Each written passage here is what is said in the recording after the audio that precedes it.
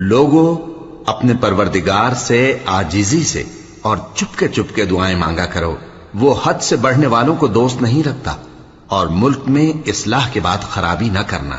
اور اللہ سے خوف رکھتے ہوئے اور امید رکھ کر دعائیں مانگتے رہنا۔ کچھ شک نہیں کہ اللہ کی رحمت نیکی کرنے والوں سے قریب ہے، اور وہی تو ہے جو اپنی رحمت یعنی بارش سے پہلے ہواؤں کو خوشخبری بنا کر بھیجتا ہے، یہاں تک کہ جب وہ بھاری بھاری بادلوں کو اٹھا لاتی ہے تو ہم اس کو ایک مری ہوئی بستی کی طرف ہانک دیتے ہیں،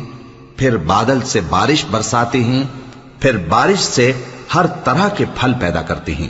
اسی طرح ہم مردوں کو زمین سے زندہ کر کے باہر نکالیں گے۔ یہ آیات اس لیے بیان کی جاتی ہیں تاکہ تم نصیحت حاصل کرو۔ اور جو زمین پاکیزہ ہے اس میں سے سبزہ بھی پروردگار کے حکم سے نفیس ہی نکلتا ہے، اور جو خراب ہے اس میں سے جو کچھ نکلتا ہے ناقص ہوتا ہے۔ اسی طرح ہم آیتوں